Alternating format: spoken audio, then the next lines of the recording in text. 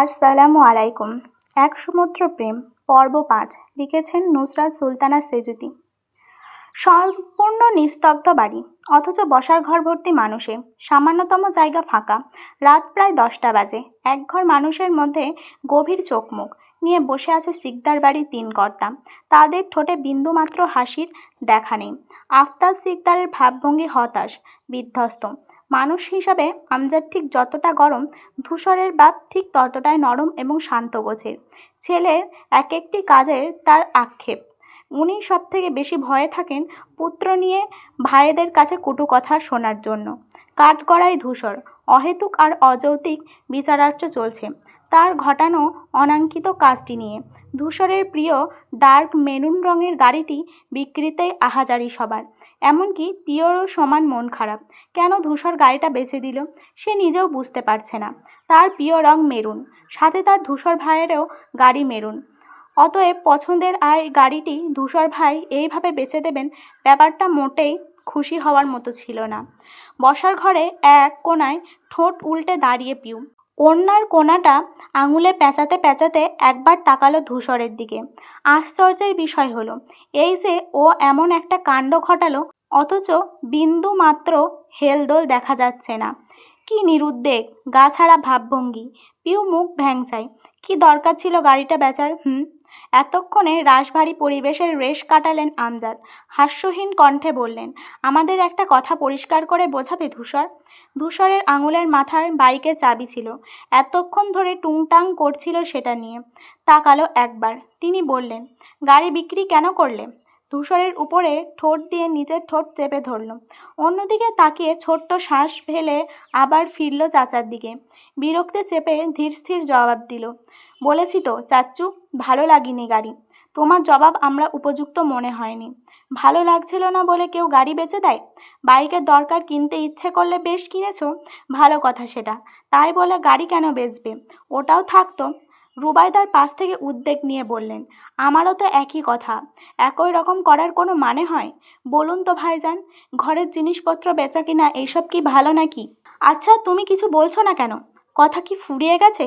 কতটুকু স্বামীকে উদ্দেশ্য করে বললেন তিনি। আফতাব ফোঁস করে নিঃশ্বাস ফেলে বড় দুঃখ নিয়ে বললেন, কি বলবো? তোমার ছেলে কি আমার কথা শোনে? রুবাইদা তৎক্ষণাৎ জ্বলে ওঠে, বললেন, এখন আমার ছেলে বলছো? যখন স্কুলে কলেজের রেজাল্ট কার্ড দেখাতো তখন তো সারা বাড়ি নাচতে নাচতে বলে বেড়াতে, আমার ছেলে, আমার ছেলে। ভালো কিছু করলে ছেলে তোমার, আর না করলেই ছেলে আমার। আফতাব মুখ নিয়ে বর্গীয় শব্দ করলেন। এক কথার মধ্যে আরেক কথা ঢুকানোর স্বভাব কি কোনোদিন যাবে না তোমার? আমি কি বলছি আর তুমি কি বলছো? কথা না বুঝে উত্তর দিচ্ছ কেন? আমি যা বুঝেছি ঠিকই বুঝেছি। তুমি সবাই গোল গোল চোখে ঝগড়া দেখছিল দুজনের। ধূসর কণ্ঠ খানিক উঁচু করে বলল, চুপ করবে তোমরা? কথাটুকু সম্পূর্ণ করতে ব্যর্থ হলেন রুবাইদা। গিয়ে ফেঁপে মুখ ফুলিয়ে দাঁড়িয়ে রইলেন। এমন ধূসর কপাল গুছিয়ে বলল, আমি বুঝলাম না একটা সামান্য বিষয় নিয়ে তোমাদের এত সমস্যা কেন হচ্ছে। আমার ইচ্ছে করেছে গাড়ি কিনেছিলাম, ইচ্ছে করলো বিক্রি করলাম, সিম্পল। পিউ চোখ মুখ কুচকে আরও একবার ভেঙচি কাটলো, বিড়বিড় করলো, ব্যাপারটা এতটাও সিম্পল না, বুঝলে? আপনি যে আস্ত একটা নির্বোধ, আমারও তার প্রমাণ দিচ্ছেন। আনিস মুখ খুললেন এবার। নম্র কণ্ঠে বললেন, হ্যাঁ, কিন্তু তাহলে কি হতো দুইটাই ব্যবহার করতে? আমি তো অনেকবার বললাম ছোট্ট চাচুকে গাড়ি ভালো লাগছিল না, আর যে জিনিস আমার পছন্দ নয় সেটা আমার কাছে রাখি না। আমার মনে হয় এ নিয়ে অহেতুক মাতামাতি করছো তোমরা। এইসব তোমরা অহেতুক মনে হচ্ছে? আমজাদের কথা ধূসর মুখের উপরে বলল, হ্যাঁ হচ্ছে। আমার ব্যাপারটা আমার মধ্যে সীমাবদ্ধ থাকুক। চেহারা থমথমে হলো ভদ্রলোকের। ধূসর আবার বলল, গাড়ি আমি আমার স্কলারশিপের টাকায় কিনেছিলাম, কারো টাকা নষ্ট করিনি। তাই তোমাদের এইসব বাড়াবাড়ি যুক্তিহীন। সোজাসাপটা জবাবটা ভাষাহীন সকলে। বিরাট দানবীয় একখানা তালা যেন ঝুলে পড়ে ঠোঁটে। কেউই আর উপযুক্ত উত্তর খুঁজে পেল না। ধূসর মিনার দিকে চেয়ে বলল, তুমি টেবিলে খাবার দাও বড় মা, আমি ফ্রেশ হয়ে আসছি। এক মুহূর্ত আর দাঁড়ালো না সে। শব্দযুক্ত কদমে ঘরের দিকে রওনা হলো। তার যাওয়ার দিকে চেয়ে দীর্ঘশ্বাস ফেলল পিউ। ধূসর গাড়ি কিনেছে, এ অবধি দুটো। প্রথমে দেশে ফিরেই কিনেছিল একটা ধপধপে সাদা গাড়ি। এর মাসখানেক পরে সেটা ছোট চাচুকে দিয়ে দিল। তারপর হুট করে কিনে আনলো মেরুন রঙের এই চকচকে গাড়িটা, যেটা চলছিল প্রায় 3 বছর। সবার উদ্দেশ্য ঘোষণা করেছিল গাড়িটি ওর ভীষণ শখের, আর তাই পরিবারের কেউ যেন গাড়িতে উঠতে পারেনি। তার শখের গাড়ি মানে সে একাই ব্যবহার করবে, এমনকি রুবা আফতাবও সেই ঠাঁই পেলেন না। সেটাই আজ বিক্রি করলো ছেলেটা। ব্যাপারটা কেমন গোলমেলে না? পিউ দাঁড়িয়ে দাঁড়িয়ে ভাবছিল সব। ক্ষুদ্র মস্তিষ্ক ব্যস্ত হিসেব মেলাতে। পরপর কি ভেবে হঠাৎই হচকচিয়ে হয় ও। বড় চোখ দুটো কোটর ছেড়িয়ে আসে অন্যরকম চিন্তায়। 1 সেকেন্ড, সেই দিন আমি সাদিপ ভাইকে বলেছিলাম আমার গাড়ির থেকে বাইক ভালো লাগে। ধূসর ভাই কি ইনি হাও একটা শুনতে পেয়ে এই কাণ্ড করলেন? আমার জন্যেই কি এইসব? পিউ নড়ে চড়ে দাঁড়ালো। সতর্ক ভঙ্গিতে বিদ্যুৎ বেগে ধূসরের রুমের দিকে ফিরল। ধূসর ভাই কি আমাকে খুশি করতে এরম করলেন? এর মানে ওনার অনুভূতি আছে আমার প্রতি? প্রিয় স্বপ্ন পূরণের উদ্ভট এই ভাবনা লতাপাতার মতো বেয়ে চলছে নিমেষে। তৎক্ষণাৎ পা বাড়ালো ওর কামরায়। এই রহস্যের সত্যতা যতক্ষণ না জানবে ঘুম তো দূর, শান্তিয়ে বসতেও পারবে না অবধি। অনাচার অনাচার মন নিয়ে ছুট লাগালো গেল পিউ। হুট করে পেছন থেকে হাত টেনে ধরল সাফিদ। ওর কপাল কুঁচকে ফিসফিসিয়ে করে শুধালো, কোথায় যাচ্ছিস? মহা বিরক্তি হলো পিউ। এই লোক আসলেই একটা ডিস্টার্ব। ও যাচ্ছে জীবনের সবটুকু গুরুত্বপূর্ণ আর মূল্যবান একটা কাজে। পিউ বিষণ্ণটুকু ঠেলে রাখে। উপর উপর ভীষণ সভ্য মেয়ে সে ভদ্রভাবে বলল, আসছি একটু। ওপাশ থেকে উত্তর আশায় রইল না। নিজের সাদিপের হাতখানা ছাড়িয়ে দ্রুত পায়ে উঠে গেল সিঁড়িতে। ঝড়ের বেগে ধূসরের ঘরের সামনে হাজির হলো পিউ। দরজা চাপানো। ও আস্তে করে মাথা নামিয়ে উকি দেয়। ভেতরটা দেখে আবহাওয়া বোঝার চেষ্টা চালায়। কি করেছেন উনি? ঢুকবো এখন? যা কাণ্ড করলো, রেগে আছেন হয়তো। পিউর বিভ্রান্তির মাধ্যমে ভেতর থেকে ছুটে এলো একটি টিমটিম আওয়াজ, অভদ্রের মতো উকি না মেরে ভিতরে ঢোক। পিউ চমকে ওঠে, গোল চোখে চায়, পরপর বুকে হাত দিয়ে জোরে নিঃশ্বাস টানল 2বার। নিজেকে তৈরি করলো প্রিয় ধূসর ভাইয়ের মুখোমুখি হতে। ছাদের দিক চেয়ে বিড়বিড় করলো, হে আল্লাহ, দেখো ওনাকে যেন ঠিক ঠিক প্রশ্ন করতে পারি। তারপর গুটিসুটি পায়ে ঢুকলো ভিতরে। ধূসর ফ্রেশ হয়ে পরনের শার্ট পাল্টে টি শার্ট পরেছে এখন, পিঠ ফেরানো ওই দিকে। পিউ ঘন কালো পল্লব ঝাপটালো। উনি অন্যদিকে ফিরে আমাকে কি করে দেখলেন? ধূসর ঘুরে চাইল, ছোট করে শোধালো, কিছু বলবি? তার ব্যস্ত প্রশ্ন সাথে গায়ের পেস্ট রঙের টি শার্টে শক্তপোক্ত দারুণ চেহারাখানা মাথা গলিয়ে দিল পিওর। এক রহমায় ভুলে সব বসলো, মাথা নাড়ালো 2 দিকে। পরক্ষণে সজাগ হয়ে দাঁড়ালো। মনে পড়ল না সে তো বলতেই এসেছে। রাগ করার আগেই ধূসর বলল, তাহলে কি আমার চেহারা দেখতে এসেছিস? পিউ হা করে গিয়েও তত্র মুখ বন্ধ করে ফেলল। ভাবল কথাটা যে একেবারে ভুল তা কিন্তু নয়। আপনার চেহারা দেখার শর্তে যদি সারাদিন ভাত না খেতে দেয় আমি তাতেও রাজি। আপনার এই রূপের আগুনে কেবলই ঝলসে গেছি ধূসর ভাই। আর ভিতরের মুগ্ধতা ভেসে উঠল ঠোঁটে। ধূসর চোখ ছোট করে বলল, বোকার মতো হাসছিস কেন? পিওর সদ্য ফোটা রঙিন হাসি ইন্টারনাল ন্যায় ঝিরঝির করে এলো সহসা। ঘন ঘন মাথা নাড়ল ফের। অধৈর্য ধূসর চটে গেল এতে। কটমট করে বলল, তোর মুখ নেই? কথা বলতে পারিস না? তোর নীড়ের চোয়াল দেখেই পিউ তটস্থ হলো। দাঁড়ালো, মিনমিন করলো, ব্যস্তভাবে বলল, কিছু না কিছু না। কিছু না হলে যা এখন। তোকে না বলেছিলাম আমার রুমের ধারের কাছে না আসতে? খুব অবাধ্য হচ্ছিস পিউ। কি ভাবছিস চাচ্চু ফিরেছে বলে কিছু বলবো না? ভয় পায় ওনাকে? ধূসরের আকস্মিক এই খ্যাপাটে রূপটার পিওর আদলে আমাবস্যা আনে। আস্তে করে বলল, কখন বলেছি এ কথা? ধূসর চোখ কপালে। তুই বের হবি? পিওর নড়বড়ে সম্মানে আঘাত আনলো এইবার। এরপরে আর এক মুহূর্ত দাঁড়িয়ে থাকার মানে হয় না এখানে। সে কি হতবাক, মানসম্মানহীন নাকি? এমনভাবে করছে যেন রুম নয়, রাজার সভা। সে অদৃশ্য চটপাট দেখে সত্যি সত্যিই ঘুরে হাঁটা দিল। ভাবখানা এমন যে সে ওনার ছাও মারাবে না আর। অথচ দরজা অবধি গিয়ে পা জোড়া থমকে গেল কেমন। পুনর অনুভূতি গর্জে উঠল সজোরে। জোরজার দাবি জানালো, এইবার জিজ্ঞেস কর পিউ, এবার জেনেই নে না তোর ধারণা ঠিক কিনা। সেই ক্ষণে ঘুরে তাকালো সে। সেকেন্ডে ধূসর মুখ ঘোরালো আরেক দিক। পিউ ধৈর্যহীন কণ্ঠে শুধালো, আপনি কি গাড়িটা আমার জন্য বেচেছেন ধূসর ভাই? ও তাকালো, খুব অবাক হয়ে বলল, তোর জন্য বলতে? পিউ জিভ দিয়ে ঠোঁট ভেজায়। মনের প্রশ্নটা সাজিয়ে গুছিয়ে মুখ ফুটে করতে পারলেই হয়। আমতা আমতা করে বলল, না মানে সাদিপ ভাই বাইকে ওই দিন। তুই আজ কলেজ যাসনি শুনলাম। তার প্রশ্নটুকুর পূর্ণতা পেল না। পাল্টা প্রশ্ন ছুড়ে আটকে দিল ধূসর। পিউ তার ক্ষুদ্রাকার চোখের দিক সরু দৃষ্টিতে চেয়ে বলল, কার কাছে শুনেছেন? ধূসর গুটিয়ে রাখা ডান ভুরুটা নাচিয়ে বলল, জবাব দিতেও চাসনি আজকাল। ইমপ্রেসিভ। পিউ উদ্বেগ নিয়ে বলল, না না তা বলিনি, আমি আসলে জানতে চেয়েছিলাম যে। ধূসর এবারেও থামিয়ে দিল।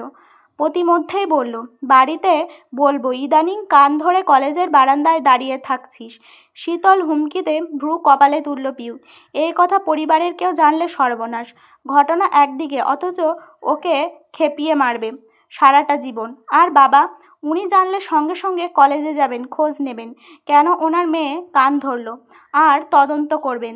তারপর কোনোভাবে ম্যাম যদি বলে দেয় খাতা ভরে ধূসর ভাইয়ের নাম লিখেছে ধরা খেয়েছিল বলে, ইয়া মাবুদ, সে থাকলে তার মাথাটা থাকবে না। পিউ বিমূর্ত লোচনে চেয়ে রইল ধূসরের দিক। কি সাংঘাতিক লোক, কি দুর্বোধ্য। ধূসর ফের ভুরুও যায় বলল। পিউ শুকনো ঠোঁট দিয়ে দুই দিকে মাথা নাড়ালো, কাচুমাচু চেহারায় অনুরোধ জানালো, না প্লিজ। ধূসরের বুকের সঙ্গে হাত বেঁধে দাঁড়ালো, বলল, বেশ তাহলে ঠিক, 5 গোনার আগে রুম ছাড়বি।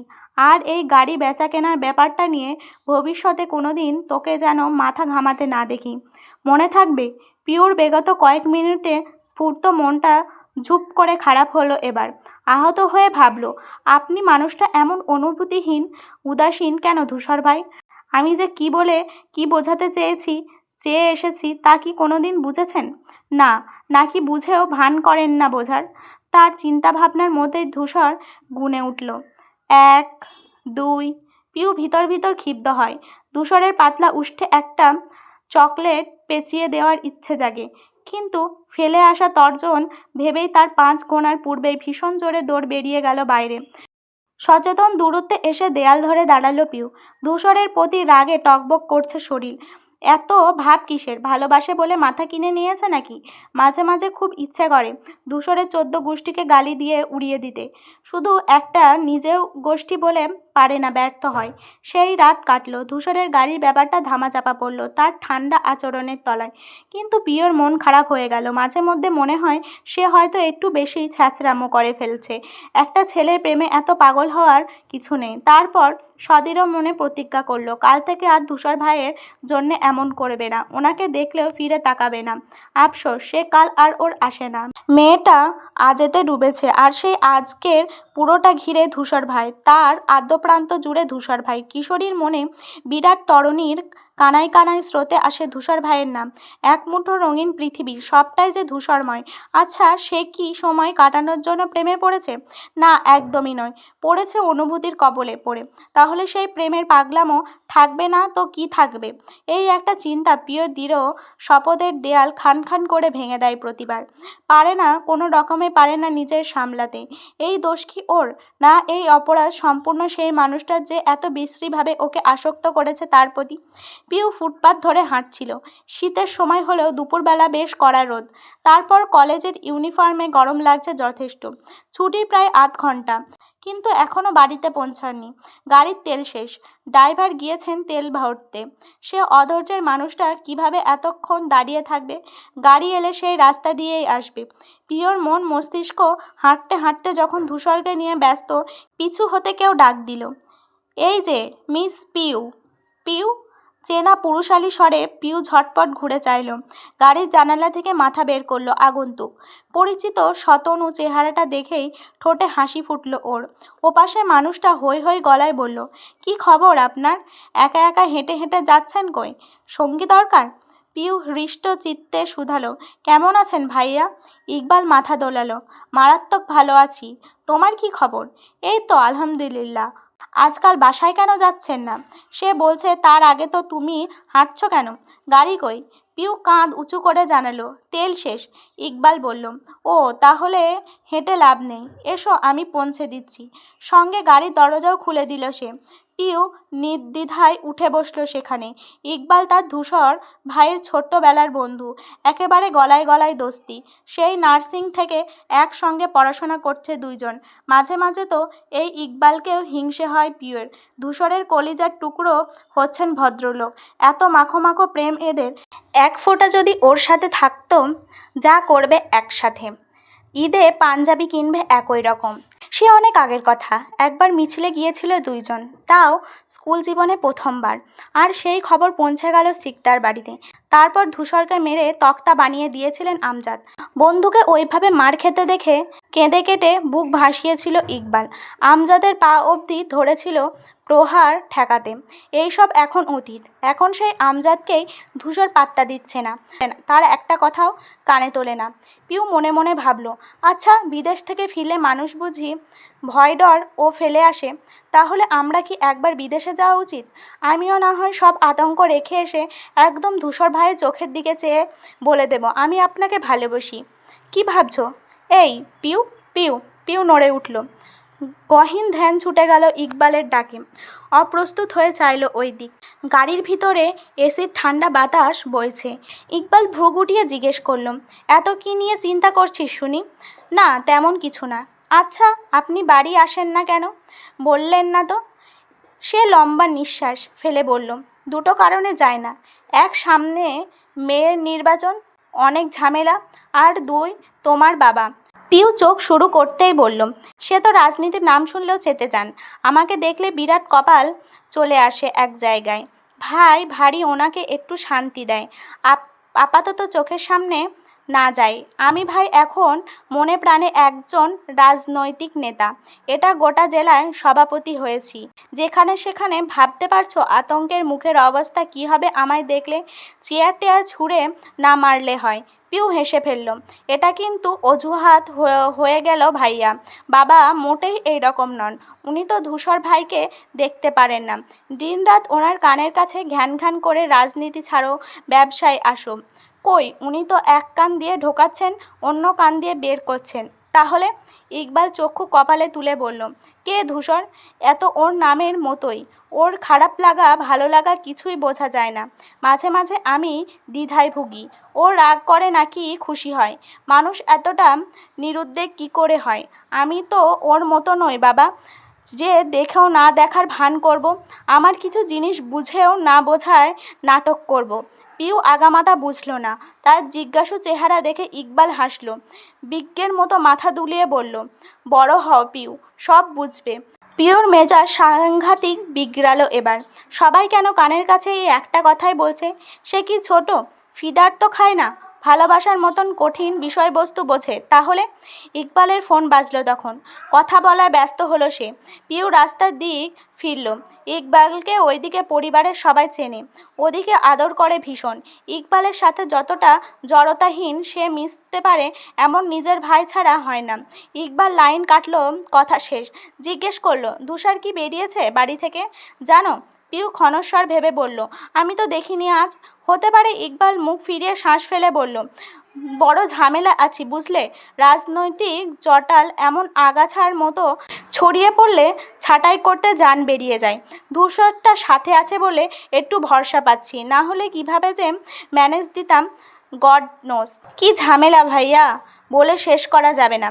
পিউ, পিউ, সামনে মেয়ের নির্বাচন না, বিপক্ষ দলের সাথে বড়সড় ঠান্ডা যুদ্ধ চলছে, যে কোনো সময় ভয়াবহ রূপ না নিলে হয়। এত ঝুঁকির কাজ কেন করেন আপনারা? ছেড়ে দিলেই তো হয়। ইকবাল হাসল, যেন মজার কিছু শুনেছে। বলল, বোকা মেয়ে, বিপদ তো সব জায়গায় থাকে, তাই বলে নিজের প্যাশন ছেড়ে দেব? শোনো, রাজনীতি হচ্ছে আমার আর তোমার ধূসর ভাইয়ের প্যাশন। আমার তো মনে হয় রাজনীতি আমাদের রক্তে মিশে। আমি আর ধূসর বারবার অন্য কোনো সহ্য করতে পারি না। না পারি অনুপযুক্ত অযোগ্য লোকের নেতৃত্ব নেমে নিতে। তোর মনে আছে কি না জানি না, কারণ তুমি কখনো ছোট খুব। সেই ক্লাস 10 থেকে আমরা নেমেছিলাম এই পথে। তারপর প্রথম যখন মিছিলে নেমে ধূসর ধরা পড়ল বাড়িতে, সেবারই তো তোমার বাপ মশাই বেধড়ক মেরেছিলেন ওকে। তারপরে যখন ফিরল না, ধূসর বিদেশে পাঠালো ওকে। কিন্তু কি হলো, রাজনীতি কি পারল ছাড়তে? হা হা হা। ইকবাল সশব্দে হাসল। ঠাম দেহ হেলে দুলে ওঠে, কিন্তু পিওর হাসি পেল না। এটা কি হাসির ব্যাপার? মোটেই না। ইকবাল হেসে হেসে চুপ করলো। হঠাৎ প্রশ্ন ছুড়ল, তুমি ধূসরকে পছন্দ করো পিউ? পিউ আশ্চর্য বনে চাইল। বৃহৎ চোখ বিস্ময়ে নিপক্ষ হলো ওর পানে। ইকবাল মিটিমিটি হেসে ভ্রু নাচালো। কি করো? ভালো টালো বাসো? পিউ টুকু বুঝে নেয়। ধাতস্থ হয়ে মুখ দুপাশে মাথা নেড়ে বোঝায় না। রহস্য। ইকবাল এতেও হাসল। শব্দ পেল না। চেয়ে শক্ত হয়ে বসে রইল পিউ। মিথ্যা বলো না মেয়ে, তোমার চোখ দেখলে বোঝা যায় তুমি ধূসরকে ভালোবাসো। পিউ দ্বিতীয় দফায় অবাক হলো। ইকবালের দৃঢ়তা দেখে খুব আগ্রহ নিয়ে শুধায়, আসলেই তাই? অবশ্যই। পিউ চিন্তায় পড়ে গেল। সত্যিই কি হয় এরকম? তার চোখ দেখে বোঝা যায় যে ধূসর ভাইকে ভালোবাসে। তাহলে উনি কেন এতদিনও বুঝল না? পিওর পিওর চোখ মুখ দেখে মজা পেল ইকবাল। উহা করে হেসে উঠল সহসা। নীরব গাড়িটা হাসিটা এদিক ওদিক ছুটে বেড়ালো। পিউ লজ্জা পায়। নিম্নাষ্ট চেপে মিহি স্বরে শোধায়, তবে উনি কেন বুঝতে পারেন না ভাইয়া? ইকবালের হাসিটা চলে গেল হঠাৎ। গুরুভার কণ্ঠে জবাব দিল, কি জানি, সে তো ধূসর জানবে ওর মনে কি আছে বা কে আছে। দীর্ঘ শ্বাস ফেলল পিউ। ধূসর ভাইয়ের মনটা যদি একটু চিরে দেখা যেত, এতটা বিভ্রান্তিতে তার দিন দুনিয়াম খাইতো না। গাড়ি এসে থামলো শিকদার বাড়ির সামনে। ইকবাল বেরিয়ে এসে দরজা খুলে দিল আপ্লুত। হাসল পিউ। কত বড় মাপের মানুষটা, কতটা গুরুত্ব দিল ওকে। সাথে আফসোস হলো খুব, ইকবাল কেন ওর নিজের ভাই হয় না। বড় বলতে আছে একমাত্র সাদিক। সে লোক এমন যত্ন তো দূর, তাকে নিয়ে ভাবে কিনা সন্দেহ। মাথায় ঘুরপাক খায়। ওকে খাটিয়ে মারার কথা। পিউ পানি দে, পিউ তোয়ালে এনে দে, চা দিয়ে যা, শার্ট ধুয়ে দে আয়। উফ। ইকবাল মিষ্টি হেসে বলল, যাও, পড়াশোনা ভালো করে করবে, সামনে পরীক্ষা না। A+ চাই কিন্তু। সে ঠিক আছে, কিন্তু আপনি কি আজও বাড়িতে ঢুকবেন না ভাইয়া? এভাবে দরজা থেকে ফিরে যাবেন? ইকবাল হাতঘড়ি দেখে বলল, আজ যাব না, অন্য সময়। আমি আসি এখন। পিউ তীব্র আপত্তি জানিয়ে বলল, মোটেই না, চলুন। ইকবাল মাথা নাড়ালো। ভিতরে এখন যাবে না। পিউ ততটাই জোর করছে। তার বাবা এখন বাড়িতে নেই। তাহলে অসুবিধে কোথায়? ওদের বাকবিতণ্ডের মধ্যেই ধূসর বেরিয়ে এলো। শোনা গেল তার নীরেশ্বর, কি ব্যাপার তুই? একযোগে তাকালো ওরা। তাকে দেখে ফটাফট ঠিকঠাক হয়ে দাঁড়ালো পিউ। উবে গেল সব চনমনে ভাব। ইকবাল এতেও ঠোঁট চেপে হাসে। জবাব দেয়, এই তো এলাম। তোর ফুলটুসি বোনটার রাস্তায় হাঁটছিল, মায়া হলো দেখে, তাই গাড়ির তেল ফুরিয়ে পৌঁছে দিলাম বাড়িতে। তোর বোনের প্রতি আমার একটা দায়িত্ব আছে না বল? পিউ উৎসুক হয়ে চাইল ধূসরের দিক। বুঝতে চাইল ওর অভিব্যক্তি। এই যে ইকবাল ভাই বারবার বোন বোন বলছে, ওনার কি খারাপ লাগছে না? তাই তো লাগছে, কিন্তু না। এবারেও এক মুঠো হতাশা ছুঁয়ে দিল ওকে। ধূসর চট করে ওর দিকে তাকায়। পরপর ফট করে ধমকে বলল, হা করে দাঁড়িয়ে আছিস কেন? ভিতরে যা। পিওর সরু নাক কেঁপে ওঠে। এই শুরু হলো, দেখলেই হয়েছে।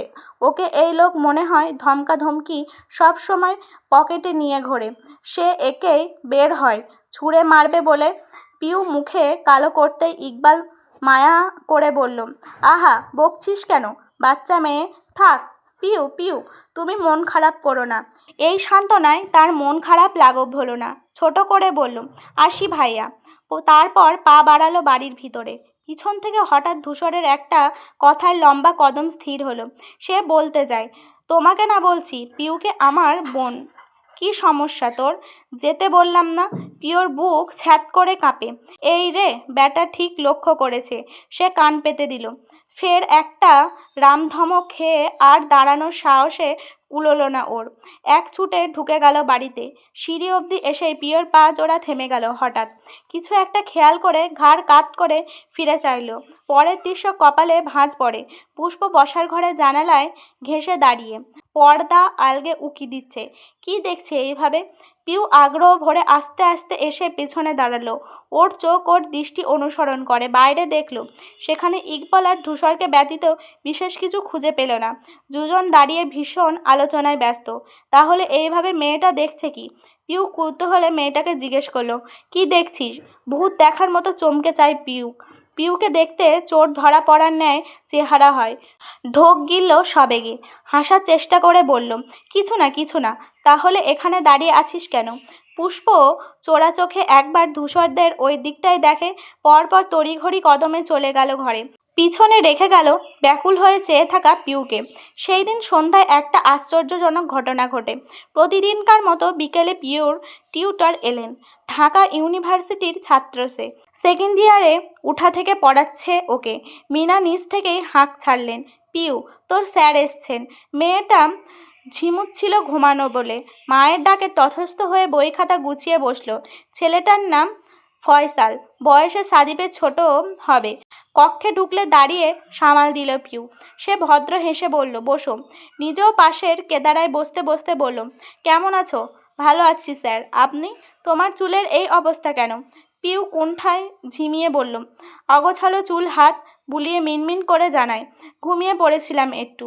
ফয়সাল মুচকি হাসলো, তাও খারাপ লাগছে না দেখতে। যাকগে, কি পড়বে আজ? কেমিস্ট্রি, আপনার যা ইচ্ছে। রসকসহীন রসায়ন বইটা স্যারের কাছে এগিয়ে দিল সে। ফয়সাল পাতা উল্টাতে উল্টাতে চাইল ওর দিক, বলল, তুমি তো কেমিস্ট্রিতে ভালো, রিয়েল লাইফেও ভালো নাকি? পিউ বোঝেনি। প্রশ্ন করতে গেলে আচমকা চোখ পড়ল দৌড়ে ধূসর দাঁড়িয়ে এদিকেই চেয়েছিল। পিউ তাকানো মাত্রই গটগটিয়ে রুমে ঢুকে গেল নিজের। এই সময় সে বাড়িতে থাকে না। আজ দেখে খানিক অবাক হলো পিউ। ফয়সাল তাগাদা দিয়ে পড়ালো। মনোনিবেশ না চাইলেও সেদিকে চলে গেল ওর। বসার ঘরে তখন চায়ের আসর বসেছে সন্ধ্যের আয়োজনে বাড়ির গৃহিণীরা। ফয়সাল চলে গিয়েছে, পড়াশোনা শেষ। পিউ নিচে এসে পুষ্পর পাশে বসল। না বলতেই কাপ ভর্তি চা এগিয়ে দিল সে। সামনের সোফায় আম্মু, মেজমা, ছোটমা, সেজমা গল্প জুড়েছেন। সুমনা তার প্রিয় সিরিয়ালের খলনায়িকাকে বকাঝকা করছেন। পাশে খেলছে রাদীপ আর রিক্ত। এর মধ্যে ধূসর নেমে আসে। ওকে দেখে রুবাইদা বলেন, চা খাবি ধূসর? পিউ আর চোখ তুলে চাইল। শ্যামবর্ণ মুখ, চাপ দাড়িওয়ালা এই লোকটাকে দেখে হৃদতৃপ্ত কেমন কেমন কেমন করে ওঠে তার। না, একটু চুপ থেকে সরাসরি মিনাকে শুধালো, পিওর টিউটরের ফোন নম্বর আছে তোমার কাছে? তিনি বলেন, হ্যাঁ আছে তো, কেন?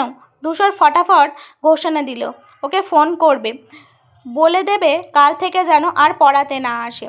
সদ্য চুমুক দেওয়া গরম চা জিভে পুড়িয়ে দিল পিউয়ের। ছোটোখাটো ছ্যাঁকা খেয়েও ভাবান্তর হলো না তেমন। চোখ টিপটিপ করে ধূসরের দিক চেয়ে হঠাৎ স্যারকে মানা করবে কেন?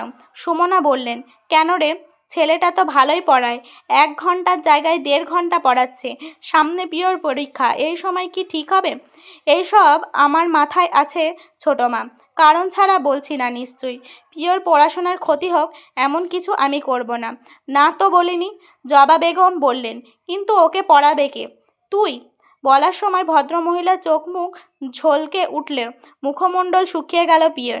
ভীত হলো আবার, এই লোকের পড়ানোর কথা উঠছে কেন? ধূসর বলল, না তোমাদের এত চিন্তা করতে হবে না, আমার এক বন্ধু আছে, ও এসে পড়িয়ে যাবে। বক্তব্য শেষ করে চলে গেল। সেভাবে এসেছিল সেভাবেই। প্রত্যেকে বিভ্রম নিয়ে চেয়ে রইল ওর গমনপথে। রুবা বললেন, কি যে হয় ছেলেটার? মিনা ততোধিক নিশ্চিন্ত কণ্ঠে বললেন, যা হবে ভালোই হবে। ধূসর যখন দায়িত্ব নিয়েছে আমার আর চিন্তা নেই। যাই, ফয়সালকে বারণ করে দেই, আর এ মাসের বেতনটা নিয়ে যেতে বলি। বলতে বলতে তিনি রওনা হলেন। পিউ আশ্চর্য না হয়ে পারছে না। এত ভরসা, নিজের পেটের ছেলে মেয়েকেও মানুষ করে কিনা সন্দেহ। পরিবেশটা নিমেষে স্বাভাবিক হলেও অস্বাভাবিক বনে রইল সে। গভীর মনোযোগে ভাবল, ধূসর ভাইয়ের মতিগতি সুবিধের নয়। আকস্মিক আমার স্যারের পিছনে পড়ার কারণ তো একটা আছেই। আজকের ভিডিও এই পর্যন্তই। তোমাদের যদি আমার ভিডিও ভালো লেগে থাকে তাহলে সাবস্ক্রাইব করবে, লাইক কমেন্ট শেয়ার করবে। আর পরবর্তীতে আমি একটা উপন্যাস বের করতে চাই। তোমরা বেশি বেশি করে কমেন্ট করো তোমরা কোন উপন্যাসটি শুনতে চাও। আল্লাহ হাফিজ।